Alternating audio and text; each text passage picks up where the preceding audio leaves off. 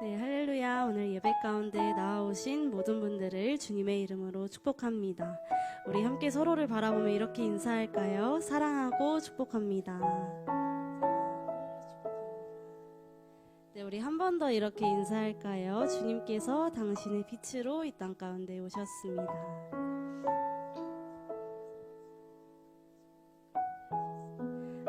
주님께서 어둠 가운데 있던 우리에게 또 이 세상 가운데 우리의 빛으로 오신 것을 믿으십니까?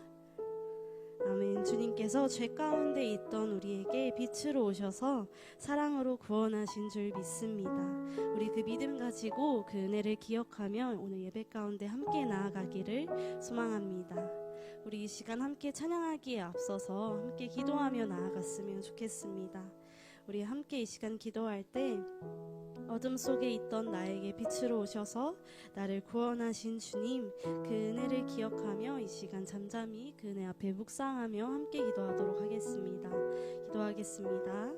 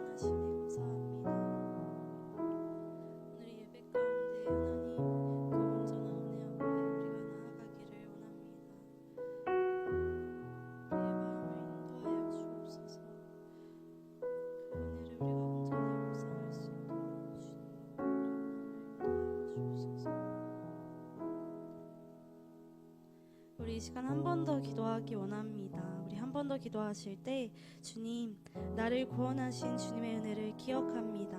오늘 예배 가운데 그 은혜 앞에 온전히 나아가게 하여 주옵소서. 그 놀라운 은혜를 마음 다해 선포하게 하여 주옵소서. 예배하는 모든 이 시간 주님 모든 것을 주님께 드립니다. 우리 함께 이렇게 고백하며 함께 한 번 더 기도하며 나아가겠습니다. 주님, 이 시간 나를 구원하신 그 하나님의 놀라우신 은혜를 기억하기 원합니다. 어둠 가운데 죄 가운데 헤매고 있던 우리를 하나님 그 놀라운 빛으로 우리를 비추시고 사랑으로 우리를 구원하신 그 하나님의 놀라우신 은혜를 우리가 이 시간 바라보기 원합니다. 예배할 수 없고 주님께 나아갈 수 없던 우리를 하나님 자녀로 택하시고 구원하시고 넘치는 사랑을 부어주시고 온전히 주님 앞에 나아올 수 있는 놀라우신 은혜를 허락하심에 감사합니다. 예배 가운데 그 감사의 고백이 넘쳐날 수 있도록 인도하여 주옵소서. 우리 가운데 놀라운 은혜 허락하신 그 주님을 온전히 선포하며 온전히 찬양하며 그 주님만을 바라며 그 주님만을 예배하는 이 시간 될 수 있도록 우리의 마음을 만져주옵소서. 우리의 그 모든 것들을 주님께 드립니다. 그 은혜 앞에 나아갈 수 없는 우리의 연약함들, 아직도 어둠 가운데 있는 우리의 마음들을 주님 이 시간 받아주옵소서.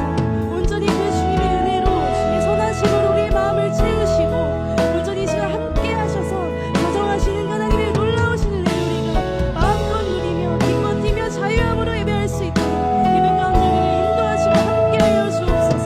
주님, 이 시간 함께하시는 그 주님을 바라봅니다. 우리의 빛 되신 그 주님을 바라봅니다. 하나님, 우리와 함께하여 주옵소서. 우리의 빛 되신 주님, 오늘 우리에게 예배의 자리를 허락하심에 감사드립니다. 죄 가운데 있던 우리를 구원하신 그 은혜를 기억하며 여전히 우리 안에 있는 어둠을 거치고 빛 되신 주님께로 나아가기를 원하오니 우리의 마음을 주님께로 인도하여 주옵소서. 우리의 구원자 되신 예수님의 이름으로 기도합니다. 아멘. 이 시간 우리 이 땅 가운데 빛으로 오신 그 주님을 온전히 찬양하며 나아가기를 원합니다.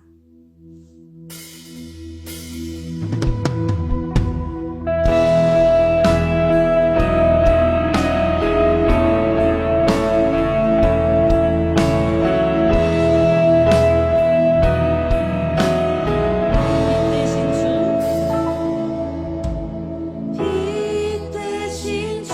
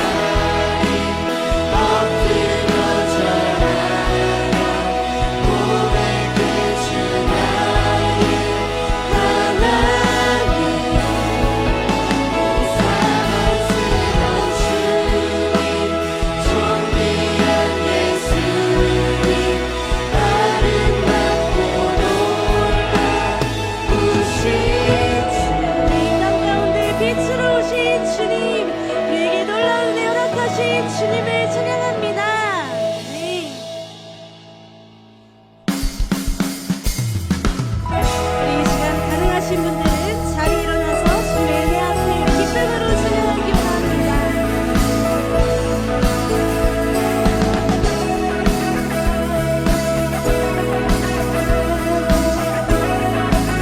우리 함께 고백할까요?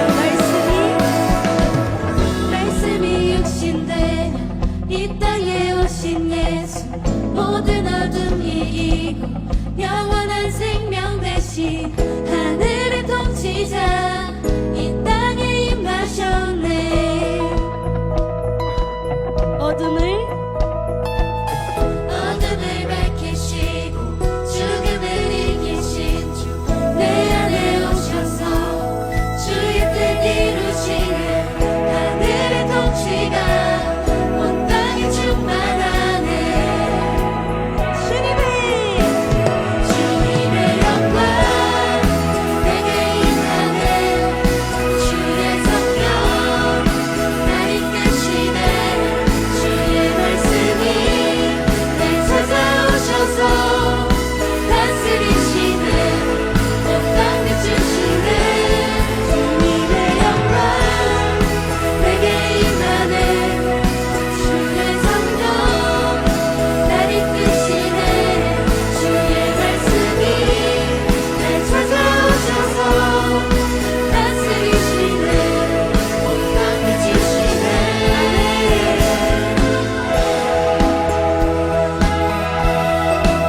우리에게 빛으로 오신 주님 앞에 한 번 더 고백합니다.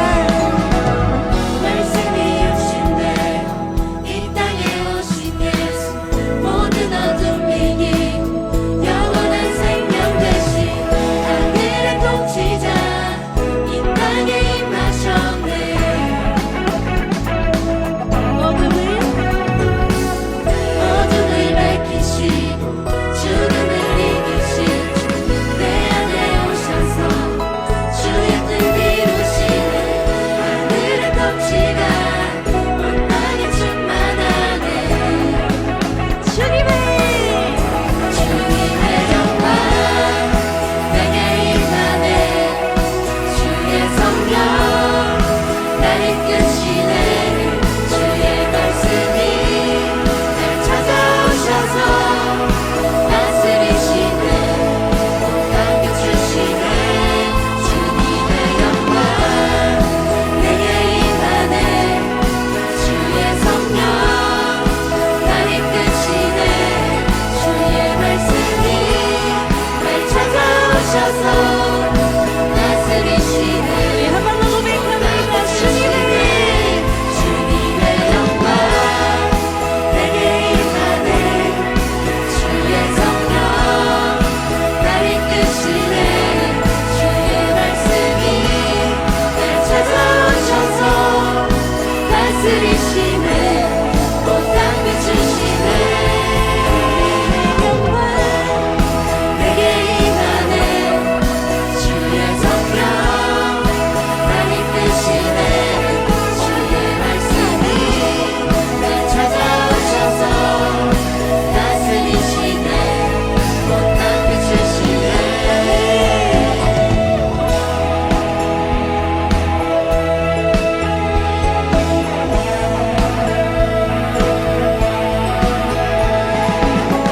내게 빛으로 오신 주님, 우리의 구원자 되신 주님, 그 주님의 은혜 앞에 우리 시간 영광의 박수 올려드립니다. 주님 찬양합니다. 네.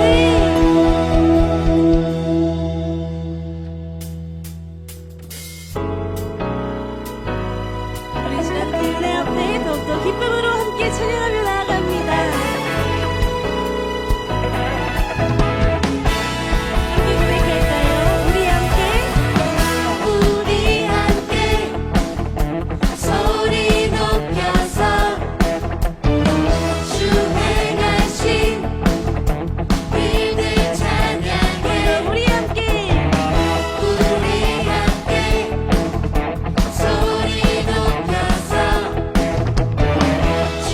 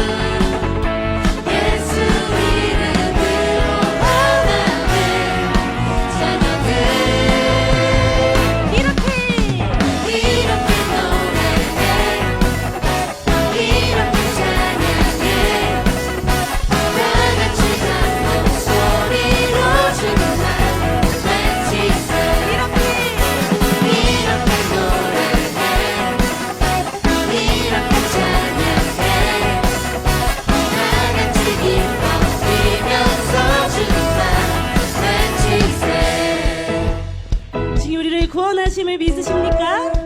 우리 이 시간 그 믿음 가지고 우리 목소리 높여 주님 앞에 고백합니다. 우리 함께 고백할까요? 이렇게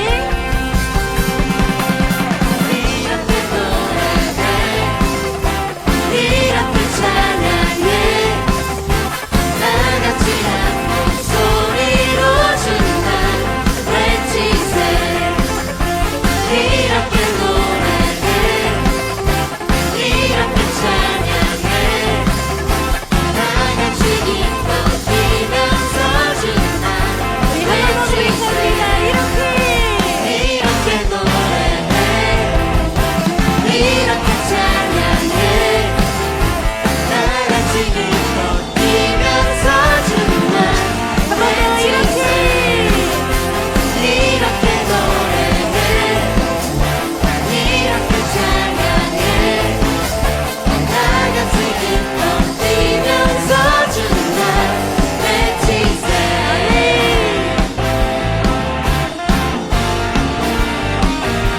우리에게 놀라운 은혜 맡으신 주님을 찬양합니다. 네, 주님.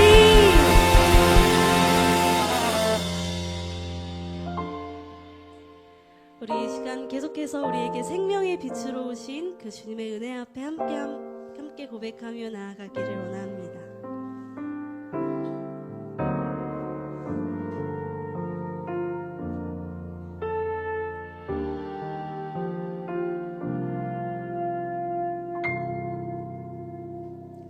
말씀으로 세상 지으시고 생명의 빛으로 오신 주 그의 이름을 영접하는 자 자녀 삼으셨네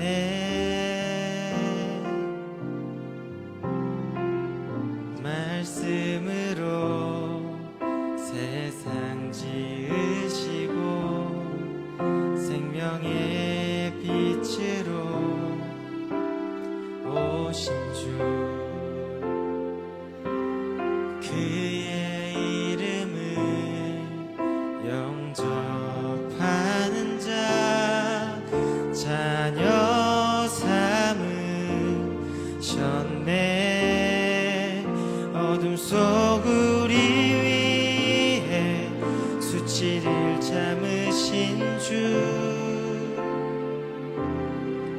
생명의 빛 우릴 비추시네 주의 마음 눈물로 이 땅에 씨를 뿌려 생명의 빛 비추게 하소서 우리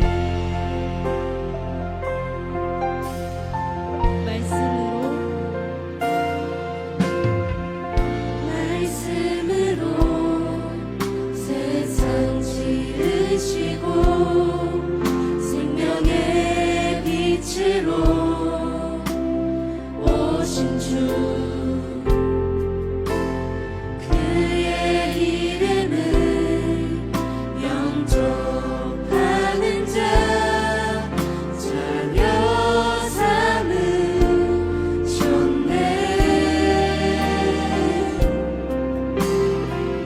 천국 약속 소망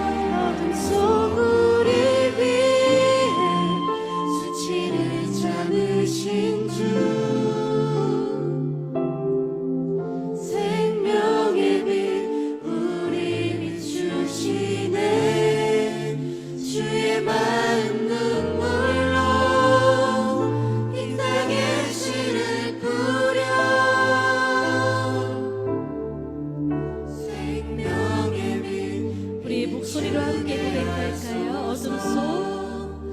어둠 속 우릴 위해 수치를 참으신 주 생명의 빛 우릴 비추시네 주의 마음 눈물로 이 땅에 씨를 뿌려 생명의 빛 비추게 하소서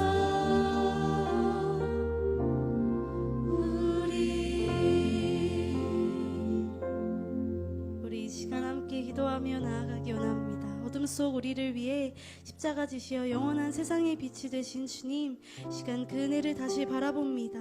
그 은혜를 받았음에도 여전히 죄 속에 어둠 속에 있는 우리의 마음을 보시고 안타까워하시는 주님, 오늘 예배를 통해 다시 주님께로 나아가 빛의 자녀로 서기를 원합니다.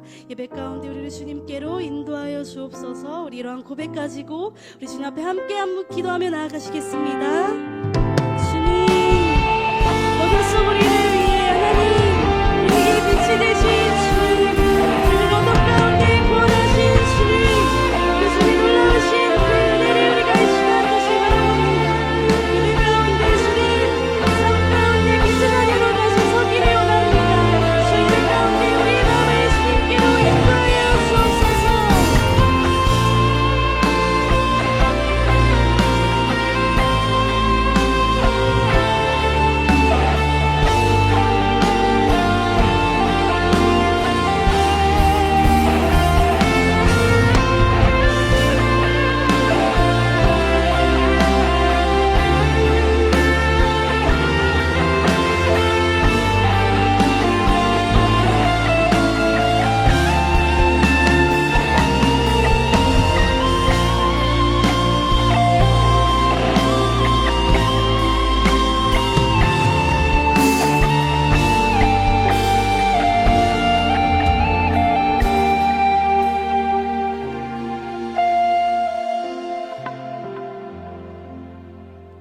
사랑하는 하나님, 저희의 예배와 마음과 자리를 허락하심에 감사합니다.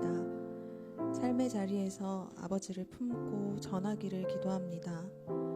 어려움과 고민의 순간에 길을 내시고 즐거운 순간도 함께 하시는 주님, 이제는 귀로 듣기만 하는 것이 아니라 마음으로 주님을 보기를 바랍니다. 저희를 지으시고 또 인자하게 붙드시는 주님, 주님께서 인도자 되시고 주관자 되신 것을 믿습니다. 어디로 갈지 어떻게 가야 할지보다 주님 뜻을 묻기를 원합니다. 한결같이 주님께 질문하며 놓지 않고 기도하기를 원합니다. 언제든 깨질 수 있는 질그릇임을 알면서도 깨지지 않기를 바라는 연약한 저희를 주님 단단히 붙들어 주시고 깨지면서도 주님과 동행하며 빚어지는 아버지의 자녀가 되게 해주세요. 언제나 우리를 주목하시고 알아보시는 주님, 저희도 주님을 주목하고 알아차리기를 원합니다. 하나님께 계속해서 붙들려 있기를 원합니다. 이 땅에서 아버지의 나라를 꿈꾸고 다가가기를 기도합니다. 주님께서 부으신 사랑으로 가득 채워지게 하시고 또 주님을 처음처럼 사랑하게 해주세요. 주님을 닮아 이 땅에서 사랑을 건넬 수 있는 아버지의 자녀가 되기를 소망합니다. 말씀을 들을 때에 아버지를 알고 또 보기를 원합니다. 범사의 하나님을 인정하며 지도자이신 아버지를 따르기를 원합니다. 여호와께 응답을 구하고 행하고 또 전하는 사람이 되기를 소망합니다. 감사드리며 예수님 이름으로 기도합니다. 아멘.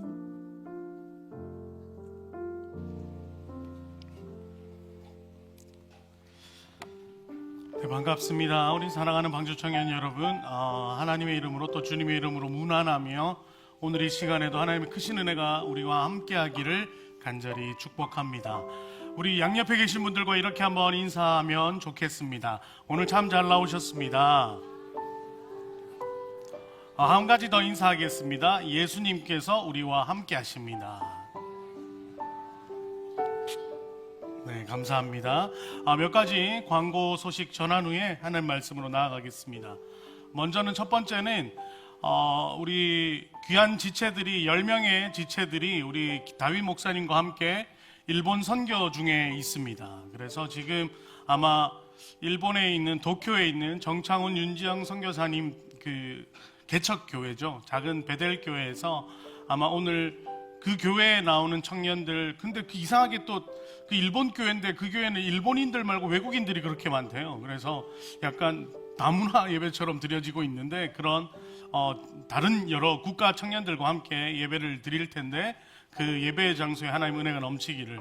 그리고 내일은 일본에도 놀랍죠. 결식아동들이 꽤 많대요. 그래서 결식아동들 대상으로 저녁에 급식 사역을 합니다. 그래서 두 가지 사역을 앞두고 있는데 계속해서 기도로 함께 해주시고 화요일 날 오후 비행기로 돌아옵니다. 돌아오는 그 시간까지 잘 감당할 수 있도록 계속해서 일본 선교를 위해 기도해 주시면 감사하겠습니다. 다음은요, 저희가 함께하고 있는 심부름 기도회입니다. 올해 마지막 기도회가 12월 6일 다다음 주죠. 2주 전에 미리 말씀드립니다. 다가오는 금요일이 아닌 그 다음 주 금요일 저녁 심부름 기도회 24년 청년부 마지막 기도회가 있습니다. 이 자리에 함께 하셔서 또 하나님의 은혜로 또 함께 나누시고 기도로 하나님 앞에 풍성히 다가가는 시간 되길 바랍니다. 또 항상 계속해서 부반기 기도회, 부르짖는 방주 청년부 기도회가 매주 금요일 8시 30분에 계속적으로 진행되고 있습니다. 마음 있으신 분들 함께 오셔서 계속 기도로 함께 동력하시길 부탁드립니다. 그리고 또 한 가지 또 광고하겠습니다. 모두의 과자. 지금 매주 목장 모임 할 때마다 과자 이렇게 조금씩 다과로 나가고 있는데 오늘도 마찬가지로 나갑니다. 그런데 이 모두의 과자는 아시다시피 청년부 재정으로 따로 하지 않습니다. 우리 안에 있는 후원금으로 진행되고 있으니까 기억해 주시고요. 계속 진행될 수 있도록 아래 보이시는 후원 계좌를 통해 마음 가시는 분이 있으시면 후원해 주시면 계속해서 우리 셀 모임, 목장 모임 때 간식으로 준비하도록 하겠습니다. 마지막 광고입니다. 아침도 죄송해요. 지금도 보셨던 우리 찬양팀에서 새 멤버를 모집하고 있습니다. 아마 2025년부터 함께할 멤버 같은데요. 싱어 그리고 악기들도 모집하죠. 드럼, 어쿠스틱, 일렉, 네, 다 모집하는 것 같습니다. 그래서 특출나게 찬양에 재능이 있지 않더라도 내가 정말 하나님을 성실하게 예배팀으로 함께 섬기고 싶다, 그런 분들이 있으면 함께 모임할 수 있으니까 기억해 주시고요. 아울러 저희가 미디어 팀도 계속 멤버를 수시로 모집하고 있습니다. 자막으로, 그 다음에 보이진 않지만 좀 방송실 안에서 여러 카메라로 여러 가지로 섬기고 있는 지체들이 있고요. 또 뒤쪽에 우리 엔지니어 하시고 또 조명으로 여러 분야에서 섬기는 이들이 참 많이 있습니다. 그래서 내가 정말 이런 예배팀으로도 함께 섬기고 싶다, 25년 함께 섬기고 싶다는 지체들은 언제든지 사역자 혹은 간사님 혹은 해당되어지는 목장 셀리더들에게 말씀해 주시면 함께 섬길 수가 있습니다. 그러면 이제 하나님께서 우리에게 허락하신 말씀 함께 살펴보도록 하겠습니다. 오늘 함께 살펴볼 말씀은 요한복음 8장 12절 그리고 9장 1절에서 7절까지의 말씀입니다. 신약 성경 요한복음 8장 12절, 9장 1절에서 7절 말씀을 저랑 한 절씩 같이 교독하신 후에 마지막 절을 함께 합독하도록 하겠습니다. 12절입니다. 예수께서 또 말씀하여 이르시되 나는 세상의 빛이니 나를 따르는 자는 어둠에 다니지 아니하고 생명의 빛을 얻으리라. 예수께서 길을 가실 때에 날 때부터 맹인된 사람을 보신지라. 제자들이 물어 이르되 라삐여, 이 사람이 맹인으로 난 것이 누구의 죄로 인함이니까? 자기니까 그의 부모니까? 예수께서 대답하시되 이 사람이나 그 부모의 죄로 인한 것이 아니라 그에게서 하나님이 하시는 일을 나타내고자 하심이라. 때가 아직 낮음에 나를 보내신 이의 일을 우리가 하여야 하리라. 밤이 오리니 그때는 아무도 일할 수 없느니라. 내가 세상에 있는 동안에는 세상의 빛이로라. 이 말씀을 하시고 땅에 침을 뱉어 진흙을 이겨 그의 눈에 바르시고, 함께 읽겠습니다. 이르시되 실로암 못에 가서 씻으라 하시니 실로암은 번역하면 보냄을 받았다는 뜻이라. 이에 가서 씻고 맑은 눈으로 왔더라. 아멘. 제가 잠시 말씀을 위해 기도하도록 하겠습니다. 하나님 감사합니다. 오늘도 주의 거룩한 날 말씀과 예배와 찬양으로 하나님 앞에 나아갑니다. 우리의 온전한 마음이 또 신실한 마음들이 하나님 앞에 올려지게 하시고 또 하나님 주시고자 하는 말씀과 축복의 은혜가 우리 가운데 넘치도록 하나님 이 시간 함께해 주옵소서. 모든 것 예수님의 이름으로 기도드립니다. 아멘. 지금 동일하게 우리 본당에서는 콘서트, 죄송해요. 왜 이렇게 자꾸 말이 꼬이는지 모르겠어요. 본당에서는 온세대 예배가 진행되고 있습니다. 그래서 오늘 미취학부 중심으로 섬기다 보니 교사로 있는 분들도 함께 하고 있는 것 같아서 좀 아쉬움이 있지만 그래도 함께 이렇게 예배할 수 있어서 참으로 감사합니다. 모든 일에는 목적이 있기 마련이죠. 그렇지 않습니까? 목적 없이 사는 사람이 있을까요? 요즘은 목적 없이 사는 사람이 있는 것 같기도 해요. 그냥 되는 대로 편하게. 근데 그렇다고 해서 진짜 목적 없는 것이 정당화될 수는 없죠. 그래서 우리는 우리의 삶 혹은 무엇을 하더라도 목적을 가진 그런 목적에 의해 따라가는 사람들이 우리인 것 같습니다. 원래 여기 성탄트리가 이렇게 있어야 되거든요. 근데 청년부 성탄트리를 아직 못 만들었어요. 데코팀에서 바빠가지고 저보고 만들어 달라 하던데 제가 금토 새가족 캠프 다녀온다고 못 만들어가지고 오늘 예배 후에 만들려고 합니다. 그래서 나는 약간 좀 미적 감각이 있다는 분들은 남으셔서 셀 모임 있는 분들은 가시고 오늘 미적 감각이 있다 분들은 좀 남으셔서 성탄 트리를 만드는 데 같이 도움을 주시면 좋겠습니다. 여기 뭔가 이 트리가 하나 있다라고 생각을 하고 감사합니다. 왼쪽에 해주셨네요. 이 트리가 하나 있다라고 생각하고 보세요. 여러분 성탄 트리의 뜻이 뭔지 아십니까? 성탄 트리 뜻. 트리면 트리지 거기에 또 무슨 목적을 부여합니까? 이라 할 수 있죠. 근데 이 성탄 트리의 목적이 있는데 이게 뭐냐면 이 트리로 예수 그리스도를 기념하기 위함입니다. 아세요? 모르셨죠? 뭐 여러 가지 설이 있더라고 제가 찾아봤는데 로마 때 이제 국교로 이제 이 기독교가 딱 지정이 되면서 전나무 하나를 베다가 이걸 가지고 잘 꾸며서 이 성탄절을 잘 기념하도록 해라 뭐 이렇게 해서 만들어졌다는 이야기도 있고요. 근데 이 성탄 트리의 핵심은 뭐가 여기서 제일 예쁘다고 생각하십니까? 보이시죠?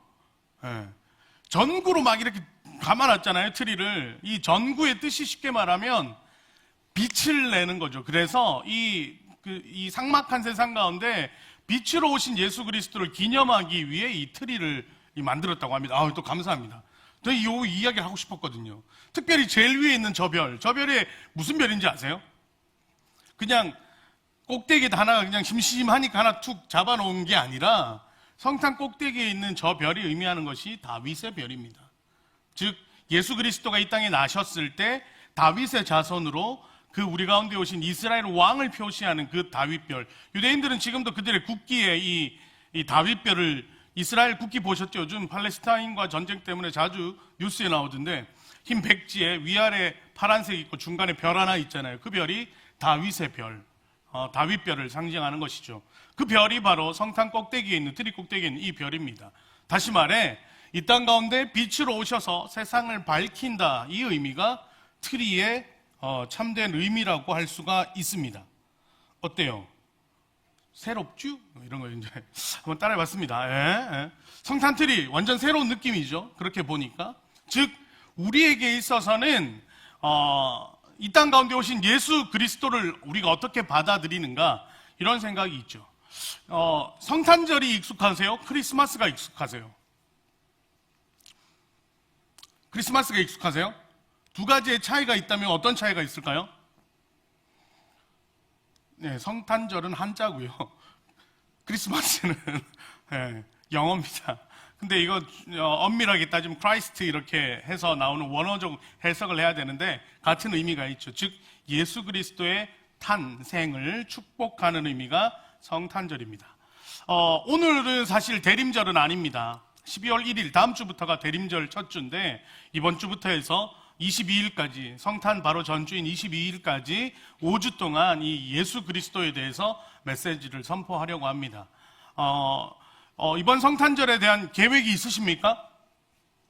다 뭐 어떻게 생각이 있을 수도 있죠. 이렇게 해서 연인 있는 분들은 이 화이트 크리스마스, I'm dreaming of a white Christmas, just like the one. 네, 이러면서 그 성탄에 대한 그런 어떤 그 감성들이 다 있잖아요. 그 계획이 다 있을 거라고 생각하는데 정말 우리 한번 이렇게 다짐해 보면 좋겠습니다. 이번 성탄은 정말 예수 그리스도를 좀 묵상함으로 하나님 앞에 나아가 보자. 이런 마음이 우리 가운데 좀 새겨지길 원합니다.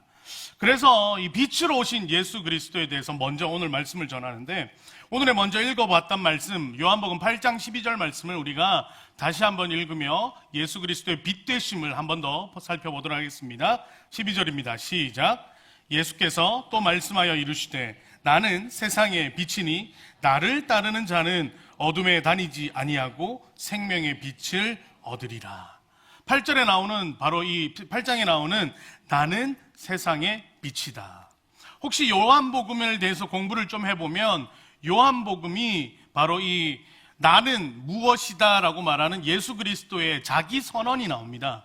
이것을 이 헬라어로 에고에임이라고 이야기하는데 7가지 에고에임이 중에 하나가 바로 나는 세상의 빛이다. 바로 이 메시지인데 요한복음을 우리가 조금 더 생각할 필요가 있습니다. 우리가 복음서라고 하면 총 몇 개가 있죠? 마태, 마가, 누가, 요한. 다 아시죠? 그럼 이 4개 중에 공관복음서라고 여러분 들어보셨습니까? 공관복음. 못 들어보셨어요? 제가 어렸을 때는 들었을 때 이게 공간복음인 줄 알았어요. 근데 제가 신학교 가보니까 공관복음이더라고요.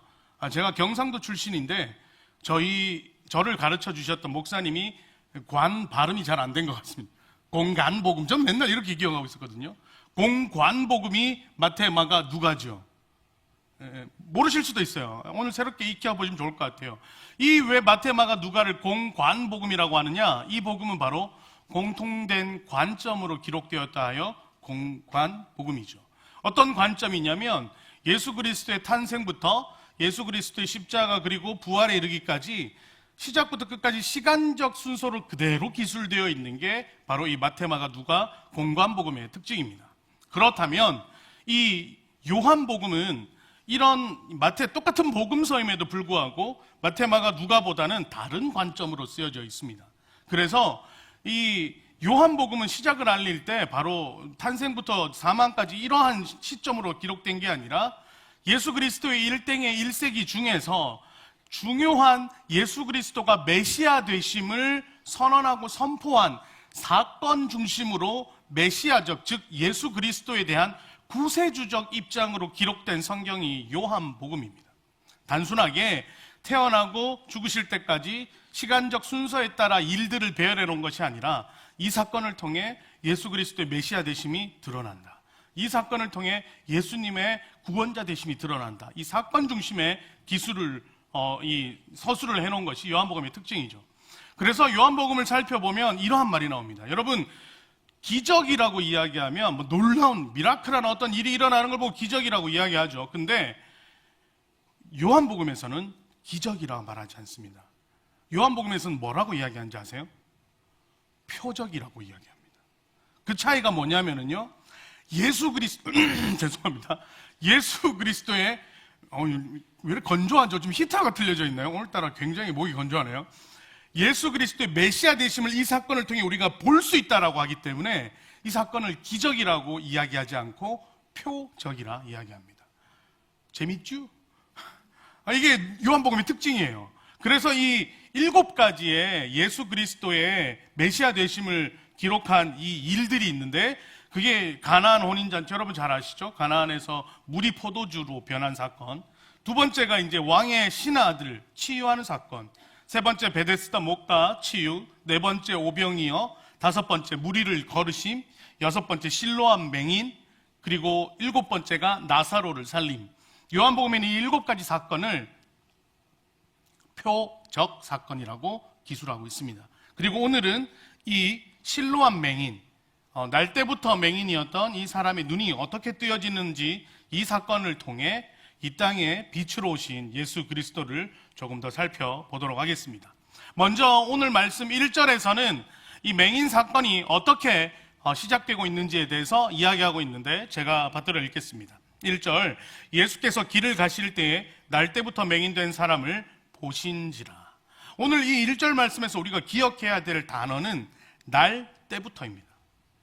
그럼 성경에 이렇게 날 때부터라고 기록되어 있다면 지금 이 사건이 어떤 사건이냐면 이 한 사람이 어떤 사고라든지 어떤 질병으로 인해 앞을 보지 못하는 상황이 된 게 아니라 태어날 때부터 선천적인 어떤 문제를 가지고 태어났음을 오늘 말씀은 이야기하는 것이죠. 다시 말해 전제를 설정하는 겁니다. 어떤 전제냐면 인간의 힘으로는 이건 어떻게 할 수 없구나. 우리의 어떤 그 기술로나 그 당시 2000년 전이죠. 그 당시의 모습으로는 이것을 어떻게 감당할 수 있는 일이 아님을 분명하게 명시하고 시작하는 것이죠. 물론 이 맹인을, 이 앞을 보지 못하는 이 사람을 예수님께서 고치신 사건이죠.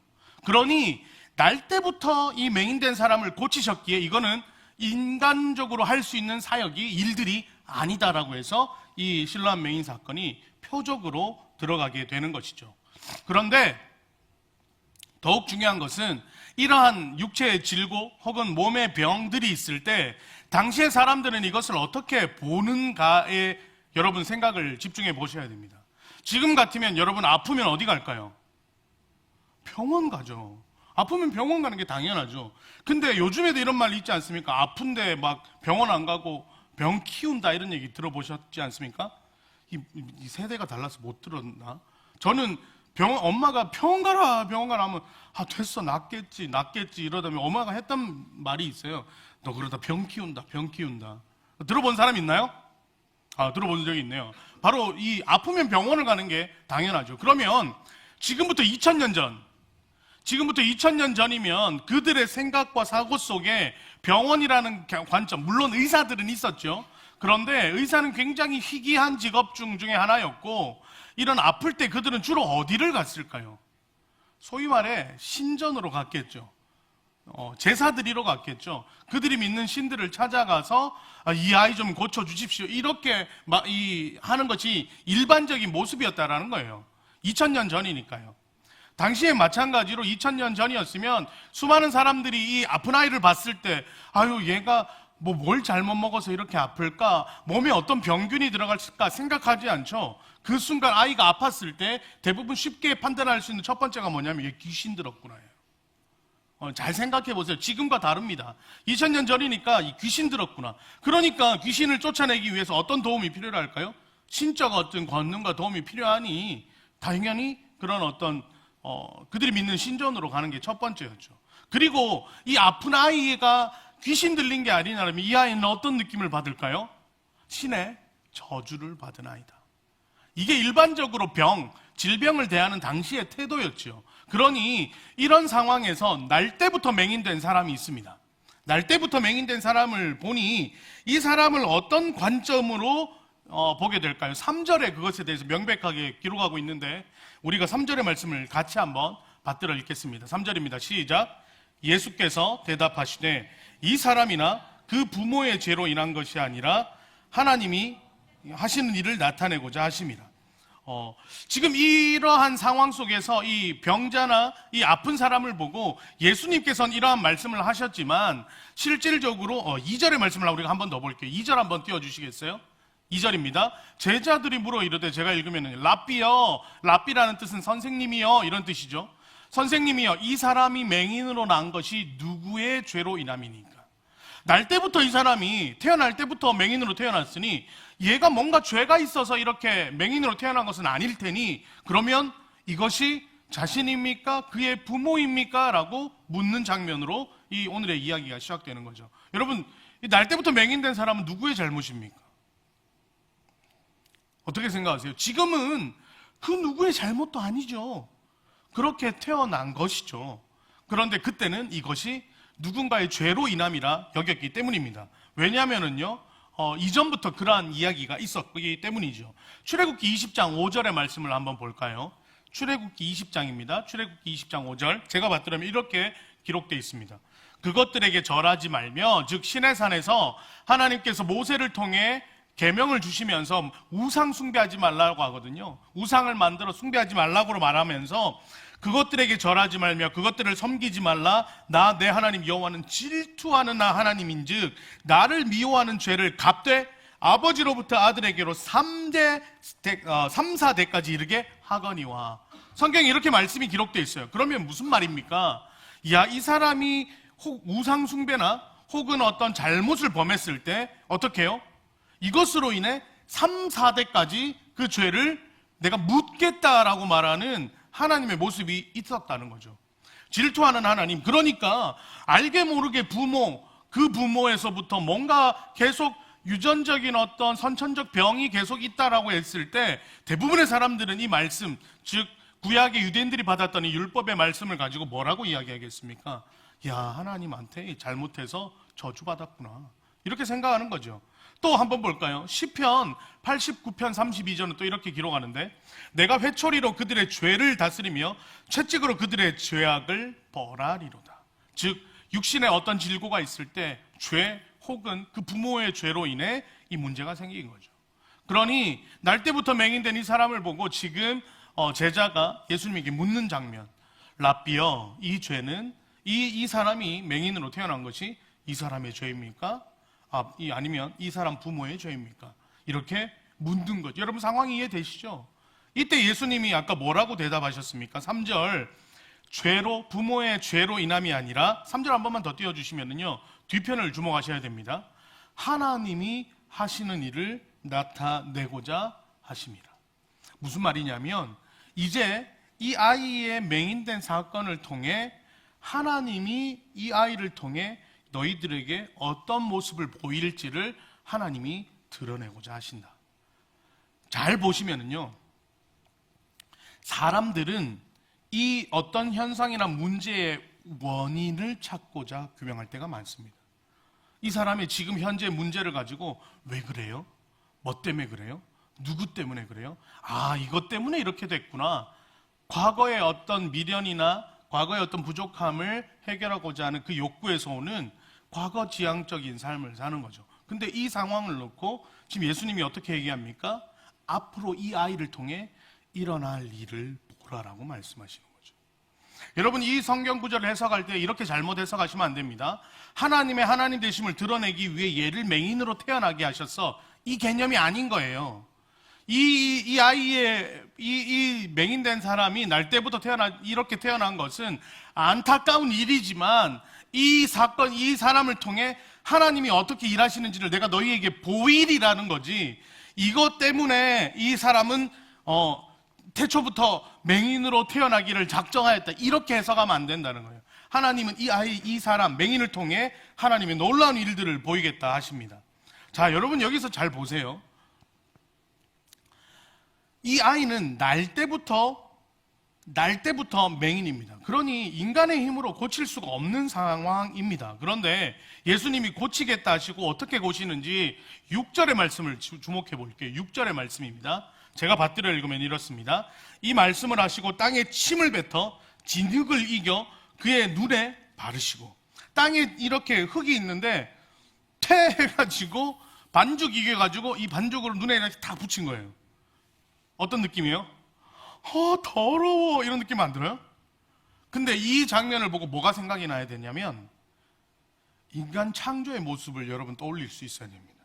하나님이 흙으로 사람의 형상을 빚으시고 생기를 불어넣으시어 그것이 어떻게 됐나요? 그것이 생명이 되어 아담이 되었죠.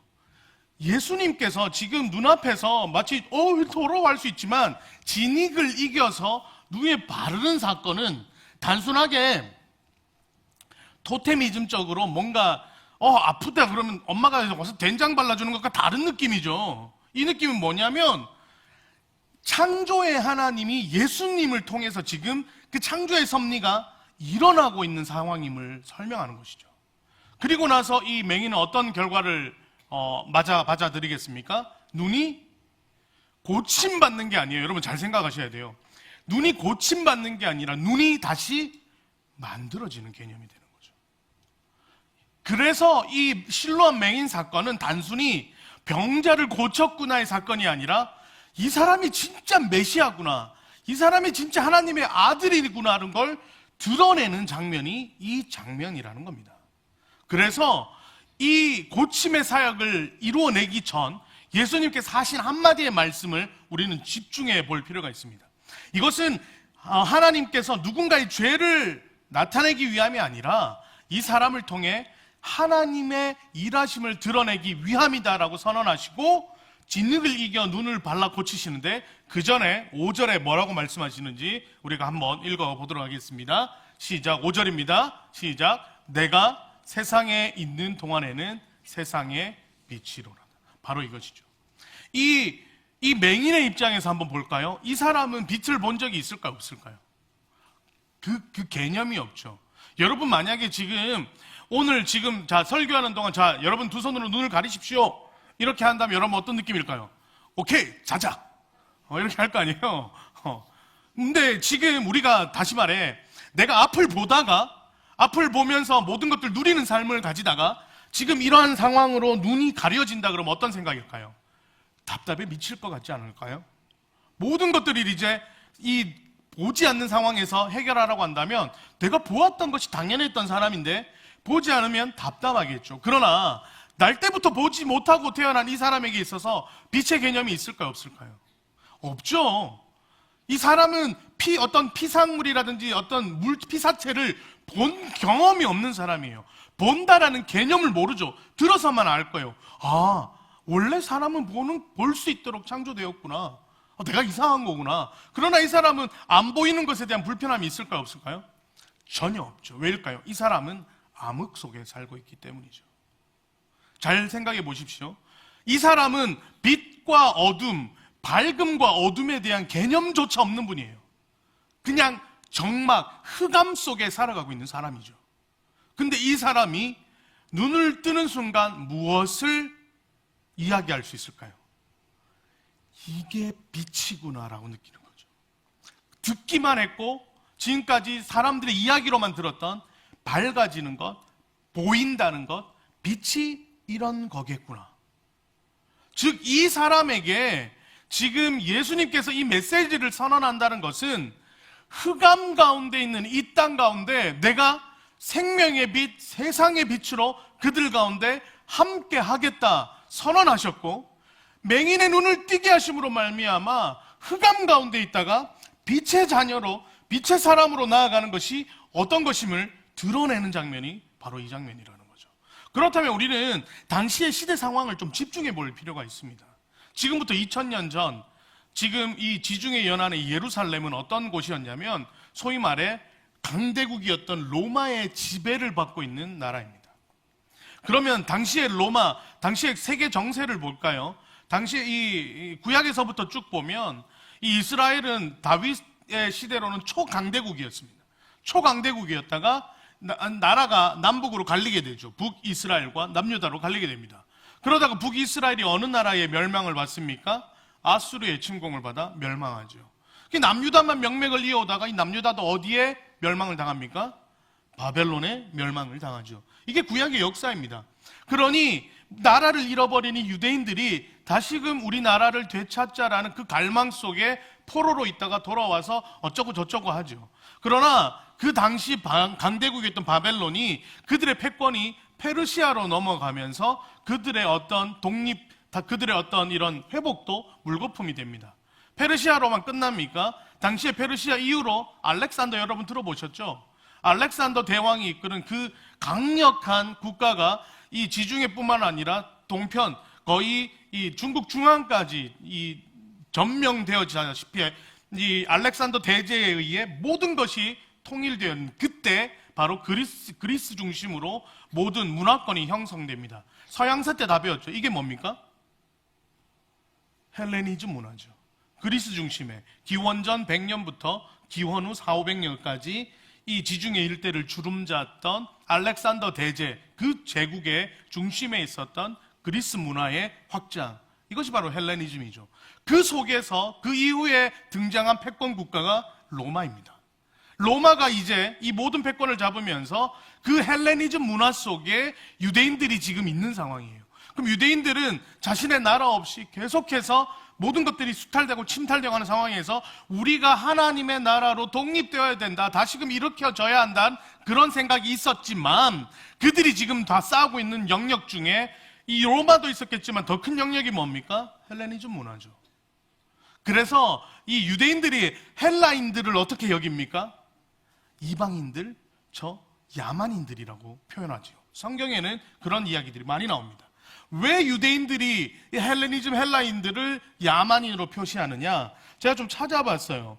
이 헬라 문화가 어떤 문화였냐면 인본주의 중심, 즉 뭐냐면 이전에 절대자 중심의 우리가 신앙인으로 살아가던, 하나님을 믿든 다른 누군가를 믿던 그런 절대자를 향한 믿음의 삶이 이전의 사람들의 모습이었다면, 이 헬레니즘 문화가 급속도로 펴지면서 시민주의, 그 시티즌이라고 말하는 일반 우리 개개인의 신분이 올라가고 개개인의 어떤 중심으로서의 삶이 귀족 중심에서 평민의 삶으로 중심이 움직여지는 과정을 헬레니즘 문화라 합니다. 그러니까 여기에 중요한 게 뭐냐면 독점 권력, 절대 왕권으로 가기보다 어떤 시민 그런 주의, 그리고 개인주의로 그렇게 문화가 중심이 넘어가지는 현상을 헬레니즘이라고 이야기합니다. 즉 뭡니까? 우리는 유일신이는 하나님을 믿는 백성입니다라고 외치는 유대인들에게, 아니야, 우리가 더 중요해, 우리가 개개인의 삶이 더 중요하다라고 외치며 스스로가 자아가 높아지는 헬레니즘이 붙들어 싸우고 있는 거죠. 그러니까 저들은 하나님을 믿지 않는 야만족과 같고 아주 저질스러운 민족이지만, 우리는 하나님을 믿는 유대인들의 그런 어떤 정통성과 싸움이 벌어지고 있습니다. 이게 당시 예수 그리스도의 탄생 때 국제적인 정세의 모습이었어요. 국가적으로는 로마가 모든 것들을 지배하고 있지만 이 유대인들은 헬라 문화권과 싸우고 있는 상황이었죠. 이 상황 속에 예수 그리스도가 그 땅에 오셨습니다. 여러분, 그 유명한 철학자 이야기를 하나 할까요? 오늘 원래 이건 말할 생각이 없었는데, 오늘 설교 1부 때 설교 듣는데 담임 목사님이 이 디오게네스라는 한 철학자의 이 설교를, 이 인화를 하시더라고요. 여러분 디오게네스 아세요? 몰라요. 괜찮아요. 이거 몰라도 여러분 먹고 사는데 아무 지장 없어요. 그냥 근데 들어는 보셨을 거예요. 이 철학자가, 알렉산더 왕이 이 철학자를 찾아가지고 엄청난 철학자니까 당신 원하는 거 있으면 내가 들어줄 테니 나를 좀 도와주십시오, 이렇게 했을 때 이 철학자가 했던 말이 있습니다. 야, 비켜라. 내가 지금 유일하게 원하는 것은 네가 가리고 있는 저 태양 때문에 내가 일광욕을 즐길 수 없으니 그림자에서 너를 비켜라. 이 이야기 들어보셨어요? 들어본 것 같으세요? 오늘 처음 들으셨어요? 네. 그러면 이 통편지 받으러 가겠습니다. 이 내용 그냥 넘기세요. 상관없습니다. 그만큼 이 디오게네스라는 철학자가 굉장히 좀 뭐라 그러지? 유명했던 철학자였는데, 한날은 이 철학자가 등을 들고 낮 시간에 막 돌아다녔다고 합니다. 그래서 제자들이 물었던 거죠. 아, 선생님, 왜 그렇게 이 낮 시간에 이 등불을 들고 돌아다닙니까? 이렇게 물었더니 이 철학자가 이렇게 얘기했습니다. 하도 인간 같지 않은 사람들만 넘치고 있어서 내가 사람다운 사람 찾는다고 등불 들고 다니고 있다. 무슨 말이냐면, 이 헬레니즘 사회에서 굉장히 모든 것이 어그러지고 기존 질서가 바뀌고 모든 것이 소위 말해 난장판되어져 가고 있는 그것을 드러내는 상황이 이 예화인 것이죠. 이 예화 속에 바로 오늘의 우리 이 예수님이 이 땅 가운데 오셨음을 드러냅니다. 요한복음을 잘 보시면은요, 요한복음 4절 5절에 이런 말씀이 있습니다. 이 세상에 빛으로 예수 그리스도가 오셨지만 세상은 흑암이 가득하여 이 예수를 빛으로 인식하지 못하더라. 무슨 말인지 이해되세요? 세상 가운데 빛 대신 예수 그리스도가 이 땅에 오셨지만 이 땅은 흑암 가운데 있기에, 그것이 당연한 것으로 여겨지기에 빛으로 오신 예수를 발견하지 못하더라. 요한복음은 그렇게 1장을 시작하고 있습니다. 무슨 말이냐? 날 때부터 맹인인 것처럼, 깜깜한 흑암이 일상화되어져 있는 그 사람에게 빛은 상상할 수도 없고 바라볼 수도 없는 그러한 상황과 존재라는 것이죠.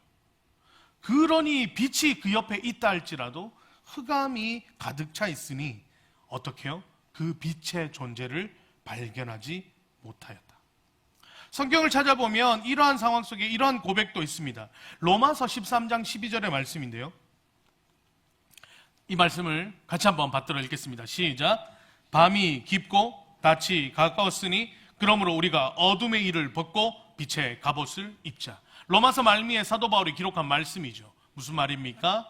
지금 이 땅 가운데 흑암 가운데 있지만 이제 해 뜰 동력이 가까워오고 있으니 이제 우리가 어떻게 해요?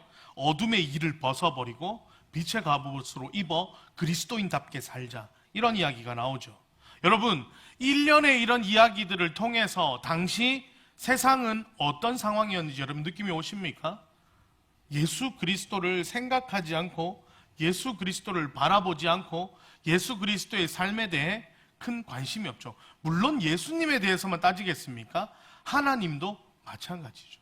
헬레니즘 문화가 가득 차던 그런 어떤 그 문화가 확산되어져 가는 시점에 유대인들이 외치던 유일한 하나님의 그런 어떤 부르짖음도 그 민족, 그들의 부르짖음에 국한되어지는 시대 속에 예수님이 오신 거예요. 여러분, 근데 놀랍지 않습니까? 이 모습이 지금 우리와 너무 닮아 있습니다. 2000년 전인데. 여러분, 우리가 교회나 나와 있으니까 하나님, 하나님, 예수님, 예수님 하죠. 여러분, 솔직하게 직장 가서 그리스도인이다 자신 있게 말할 수 있나요? 예를 들어 저는 이런 고민의 상담을 진짜 많이 받았어요. 목사님, 회사에 가서 회식 자리가 있는데 안 가자니 너무 불편해요. 마치 꼽준다는 말은 알죠? 다 다른가? 뭔가 이렇게 불편하고 뭐라 그러죠? 이렇게 압박을 주는 것 같고, 술 안 마시면 뭔가 불이익 받을 수 있는 그런 어떤 것들 노골적으로 필요한데 피력하는데, 내가 그리스도인이기 때문에 이 술을 마실 수 없습니다. 목사님, 이거가 너무 힘든 상황에 있어요. 여러분, 그것뿐만 아니라 요즘 교회를 향한 매스컴들의 질타는 이제 수위를 넘어섰습니다. 어떤 얘기냐면요, 기독교를 넘어서 이제는 쓰레기 보듯 교회를 보는 그런 세상의 시선들도 너무 많습니다. 여러분, 근데 너무나 애석한 것은 그러한 어떤 시선들이 세상 가운데 판칠 때 여러분, 그걸 대변하고 싶은 마음이 생깁니까? 내가 그리스도인으로 교회를 욕하는 모습을 볼 때 이건 아닙니다 할 수 있는 그런 여러분 마음이 있습니까? 당시에 여러분 잘 알고 있는 다윗과 골리앗 사건을 보면, 골리앗이 이스라엘과 블레셋이 대립하고 있는 그 앞에서 야, 누가 나와 싸울 거냐, 나와봐 이야기할 때 이런 얘기하죠. 야, 나와봐, 너희가 믿는 하나님 뭐냐, 뭐 이런 장군 하나 없냐, 이렇게 하나님의 이름을 조롱할 때 다윗이 왜 나갔습니까? 나는 너가 조롱하는 만군의 하나님을 믿고 의지하는 사람이기에 그 힘 의지하여 너희 앞에 나아간다. 성경에 그렇게 기록되어 있죠. 여러분, 세상이 하나님 조롱하고 하나님 별것 아니고 하나님에 대해서 질타하며 그렇게 이야기할 때 여러분 정말 그것에 대해 분노를 느낍니까? 어떠세요? 나와 상관없잖아요. 나는 그냥 교회 잘 다니고 있고 저 사람이 교회를 조롱하든 저 사람이 하나님을 모욕하든 이게 나랑 무슨 상관이 있어? 나는 그냥 주일날 그냥 예배 잘 드리면 되지. 여러분, 그렇지 않나요? 이게 우리 모습이에요. 제가 뭘 이야기하고 싶냐면, 우리는 버젓이 내가 믿음 가운데 있다, 하나님 하지만 여러분, 막상 세상의 중심에서 여러분들이 하나님을 선포하고 선언하는 것 쉽지 않은 상황 속에 우리가 놓여 있다라는 거예요. 소위 말해 나는 하나님 믿습니다, 이 한마디 주체적으로 이야기하는 것도 주도적으로 이야기하는 것도 눈치 보고, 내가 이런 게 이야기했을 때 누가 나한테 뭐라 하진 않을까? 누가 나를 핍박하진 않을까? 누가 나와 관계를 끊으려 하지 않을까? 여러분, 이 두려움 속에 살아가고 있어요. 근데 정말 애석한 건 그 두려움조차 느끼지 않고 사는 이들이 더 많아요. 요즘 세대 청년들 그런 거 고민합니까?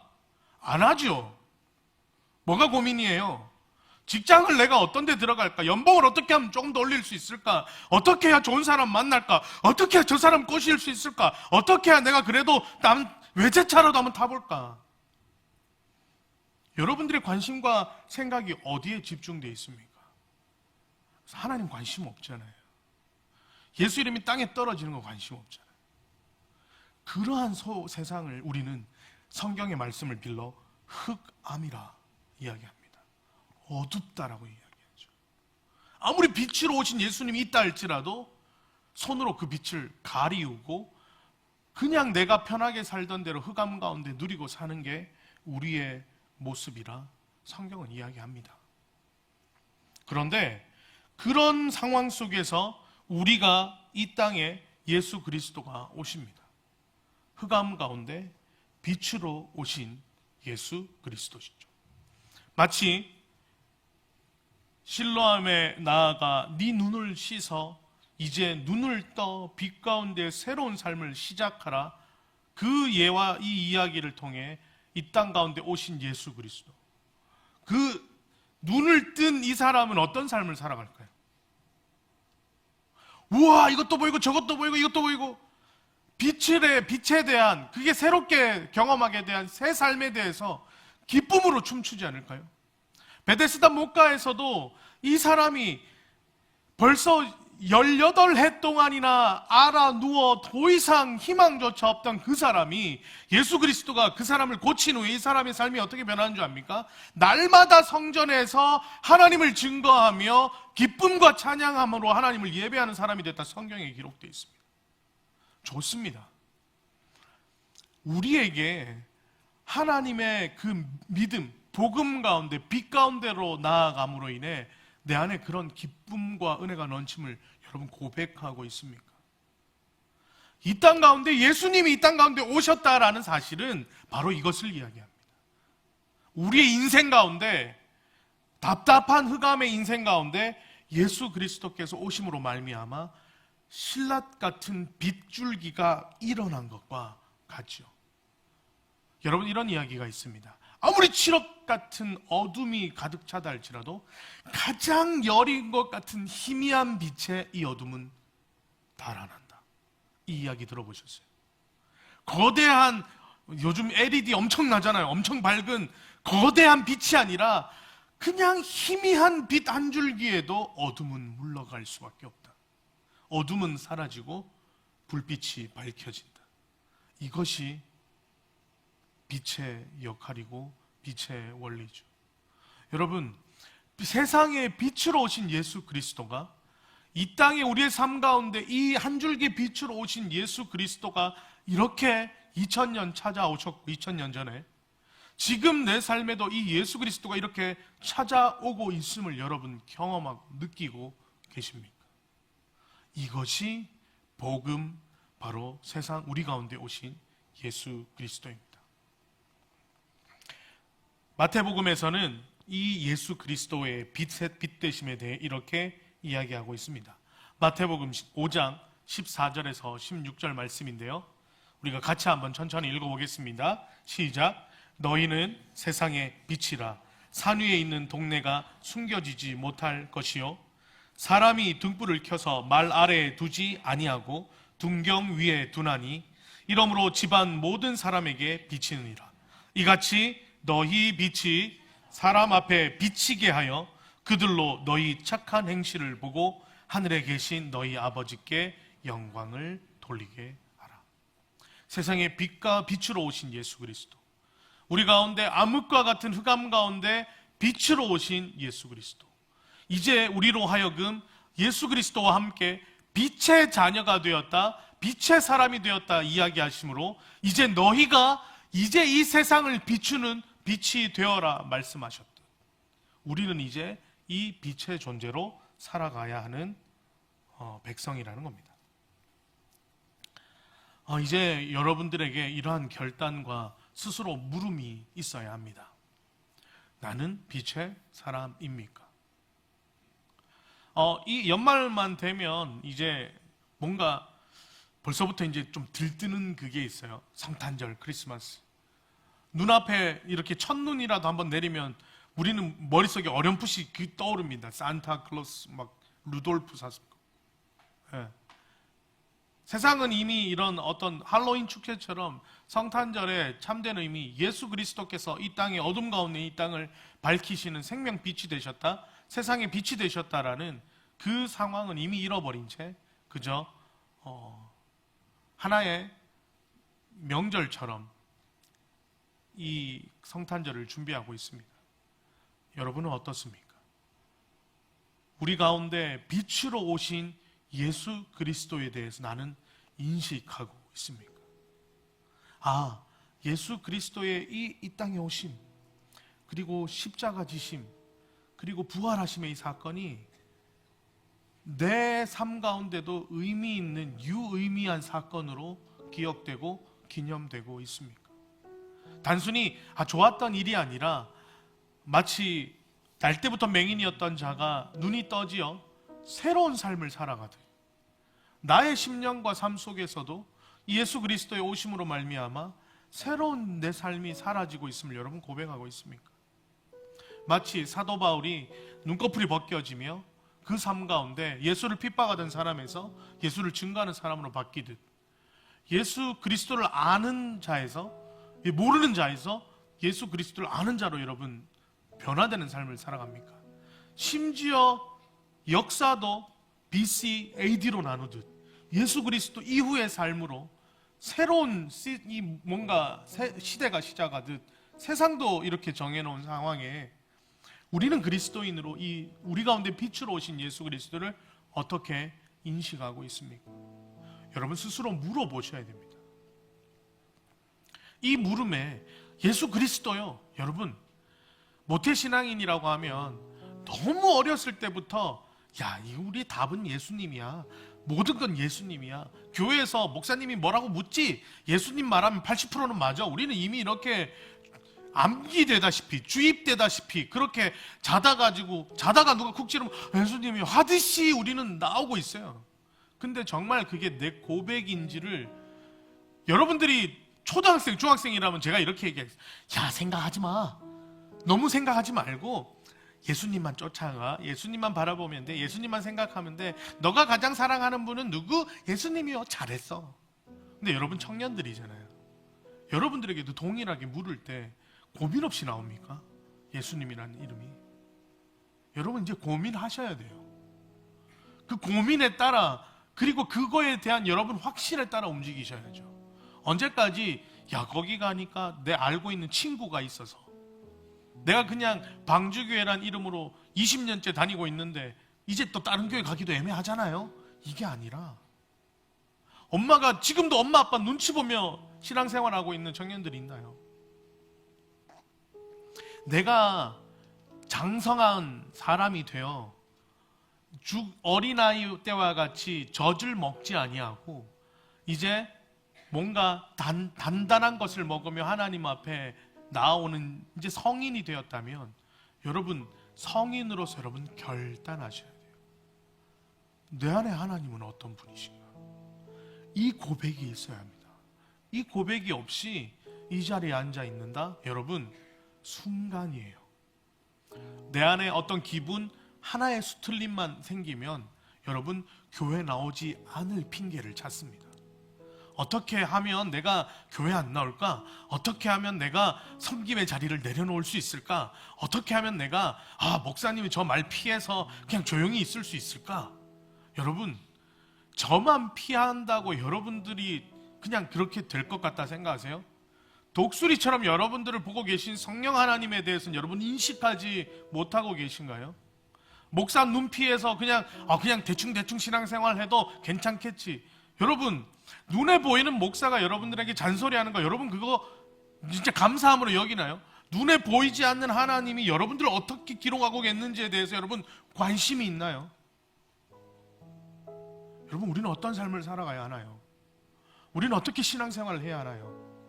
나는 어떻게 이 청년의 때에 하나님이라는 전도서의 말씀, 너희 청년의 때, 젊음의 때에 창조주 하나님을 기억하라. 세상에 종말이 오기 전에 너희의 때에 창조자 하나님을 기억하라. 청년들에게 주신 말씀이었죠. 여러분 어떻게 받아들이고 계십니까? 마지막 이미지 하나만 띄워주시겠어요?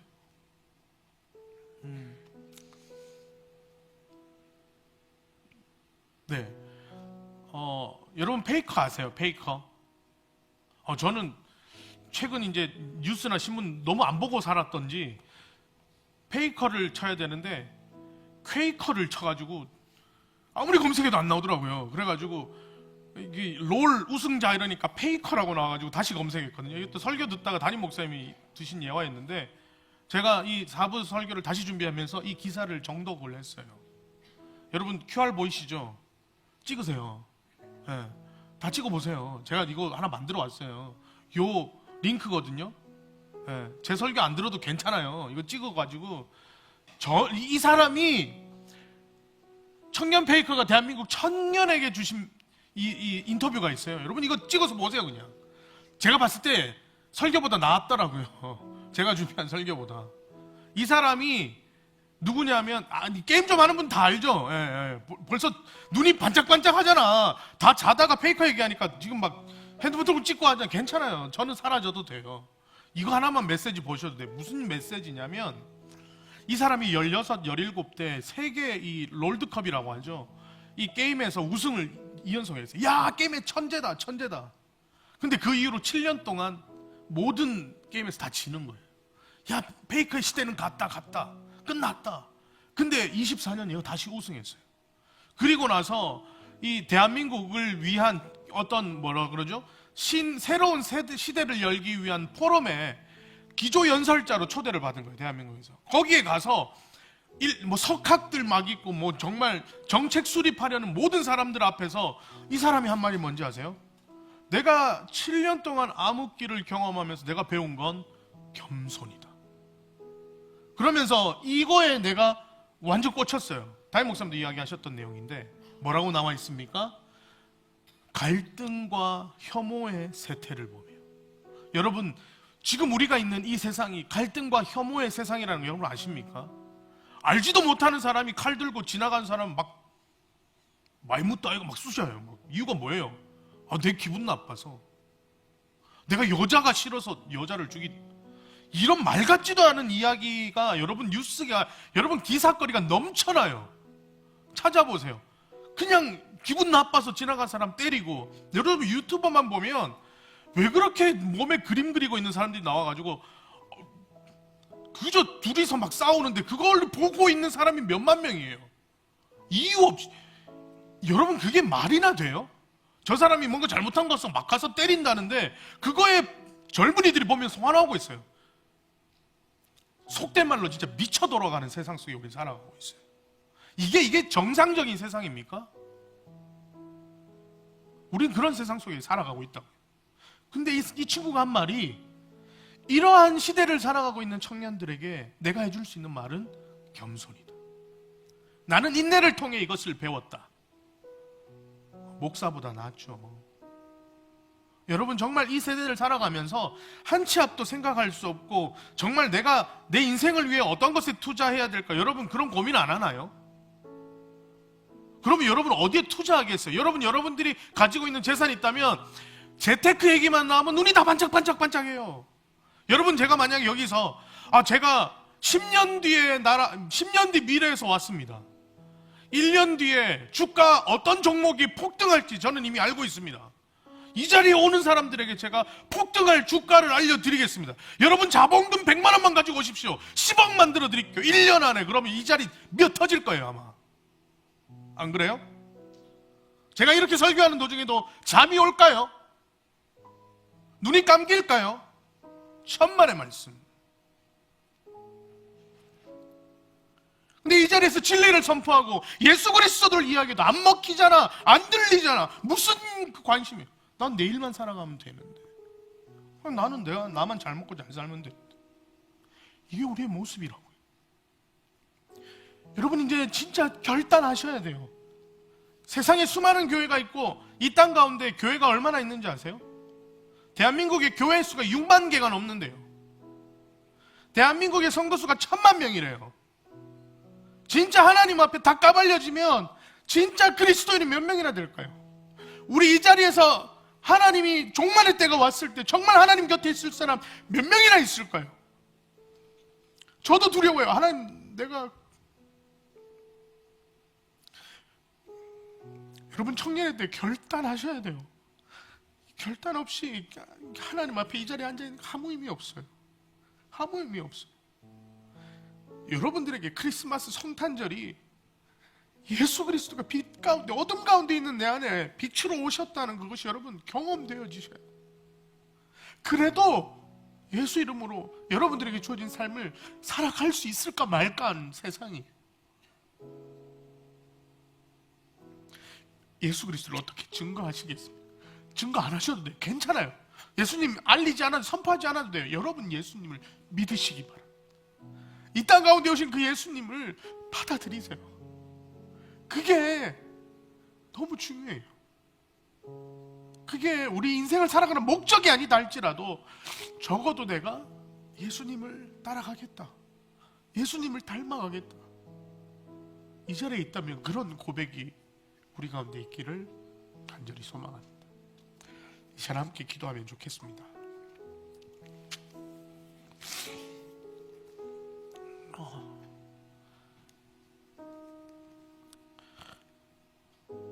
상투적으로 상용 어구처럼 이 세상은 어둡다, 이 세상은 막막하다, 이 세상은 흑암과 같다. 여러분, 이게 아니라 정말 여러분들의 현실을 놓고 기도하시기 바랍니다. 하나님, 내가 무엇을 쫓아갑니까? 하나님, 내가 어디에 마음을 쏟고 있습니까? 스스로 자문해 보십시오. 내가 당신을 믿는 사람이 맞습니까? 이 시간 잠잠히 하나님 앞에 기도할 때 먼저는 이 고백이 있길 원합니다. 하나님이 하나님 되심을 고백하게 하여 주십시오. 하나님이 하나님 되심을 내가 보게 하여 주십시오. 잠잠히 먼저 이렇게 기도하며 나아가겠습니다. 기도하겠습니다.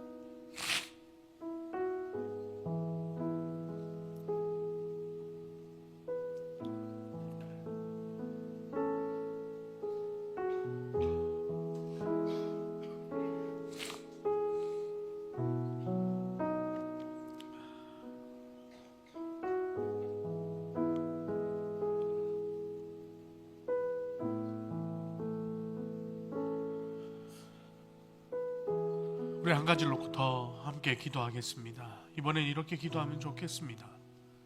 하나님, 내 삶을 보고 계시지요. 하나님, 내 삶의 걸음걸음들 알고 계시지요. 하나님, 내가 어찌해야 하겠습니까? 어떻게 해야 하겠습니까? 내가 거대한 어떤 비전, 꿈이 아니더라도 하루의 하루의 삶을 내 안에 빛으로 오신 예수 그리스도를 닮아가는 사람으로 살아가게 하여 주옵소서. 이 시간 결단하며 하나님 앞에 나아가면 좋겠습니다. 한 번 더 기도하며 나아가겠습니다. 아버지,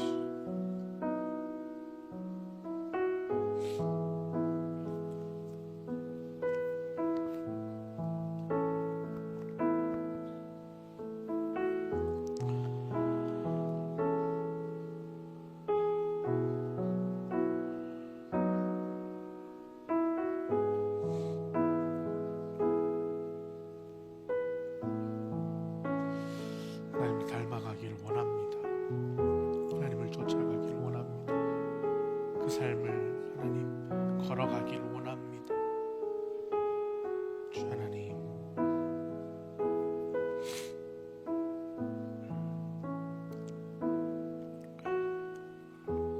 그렇습니다. 하나님, 여전히 나는 부족한 자로, 여전히 나는 혼탁한 세상 속에 버려진 것 같은 그런 상황 속에 놓여 있을 때가 참으로 많습니다. 무엇을 붙잡아야 할지 모르지만 분명한 것은 세상에 수많은 이득들이 있기에 그것을 쫓아갈 때 하나님, 내가 잘 먹고 잘 살 수 있음을 고백하지 않을 수 없어 그것을 쫓아갈 때가 많습니다.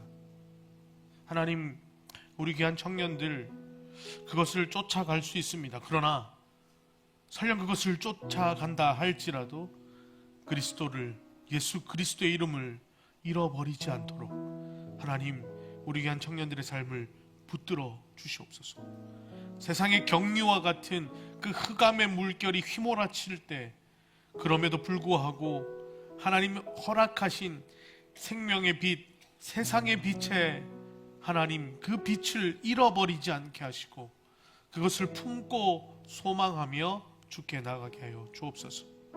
다시금 성탄을 기다리는 이때 예수 그리스도의 이 땅에 오심이 다시 한번 의미 있는 하나님 그 외침이 되게 하셔서 우리 가운데 고백이 되어지게 하여 주옵소서. 이 모든 것 우리를 사랑하신 예수님의 이름으로 기도드립니다. 아멘. 우리 시간 함께 일어나셔서 결단 찬양할 때 특별히 오늘 빛 되신 주로 함께 찬양하며 결단하며 나가겠습니다.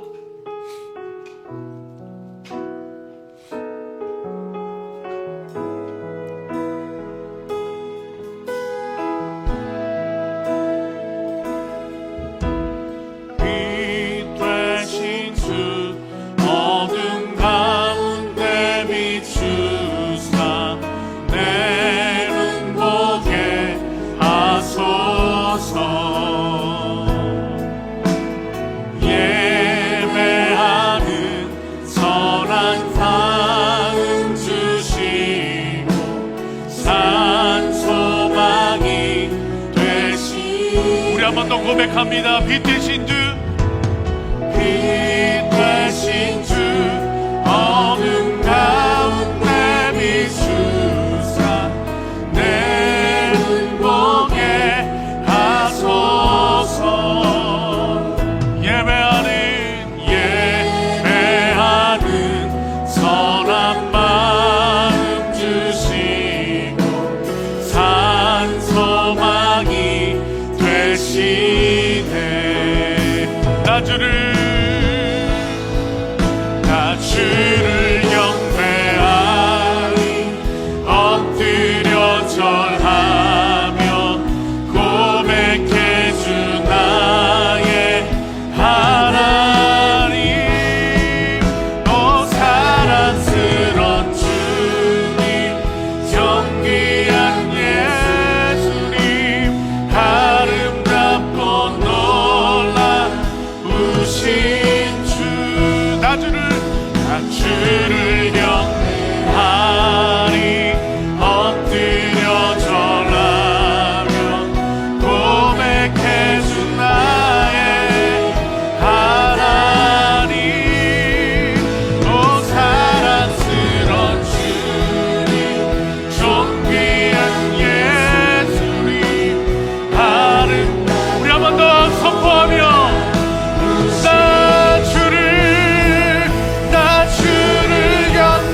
경배하니 엎드려 절하며 고백해 주 나의 하나님. 오 사랑스런 주님, 존귀한 예수님, 아름답고 놀라우신 주.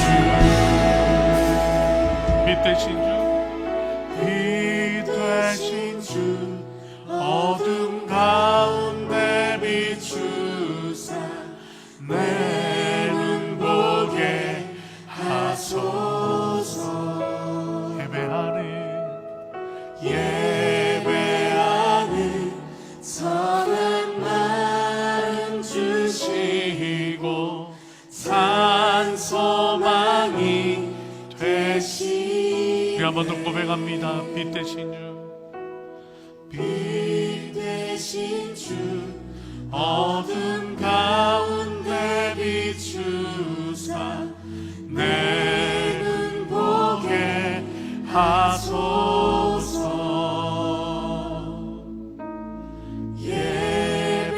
예배하는 선한 마음 주시고 산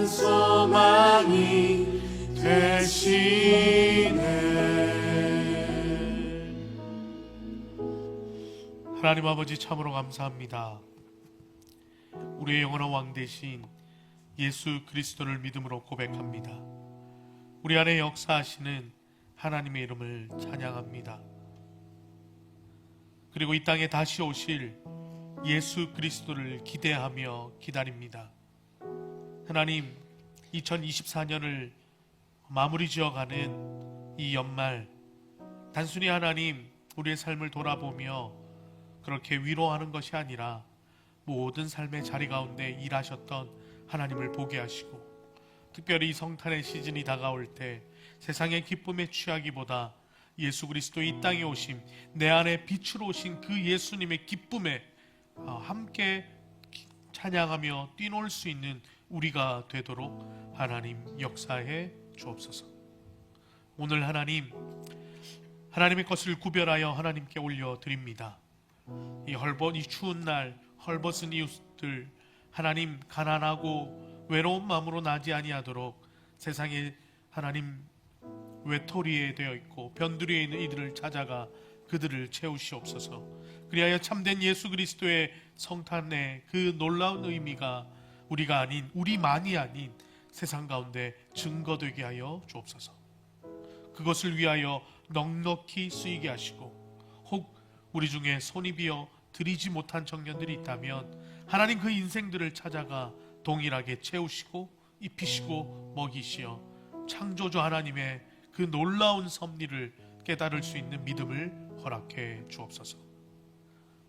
이제는 우리를 위하여 친히 십자가 지신 우리 주 예수 그리스도의 그 크신 은혜와 하나님 아버지의 다함이 없는 사랑하심과 성령 하나님의 감동 감화 충만 교통 역사하심이 오늘 다시 한번 빛 대신 예수 그리스도를 바라보겠노라 다짐함으로 나아가는 우리 귀한 청년들 머리 위에, 그리고 우리 귀한 청년들의 일터와 가정과 그 삶의 모든 자리 위에 이제로부터 영원토록 함께 하옵시기를 간절히 축원하옵나이다.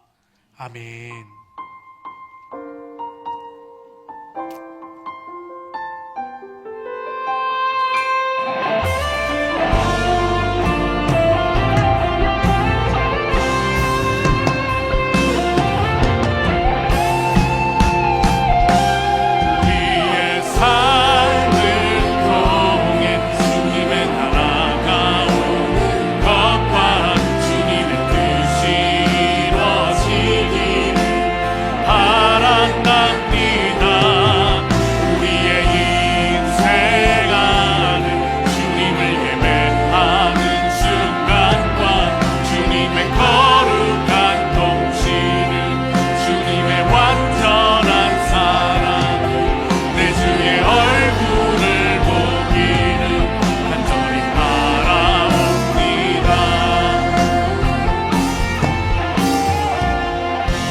한 주간도 세상 가운데 빛의 자녀로 살아가기를 축복합니다. 아멘. 모든 것을 할 수 있는 나의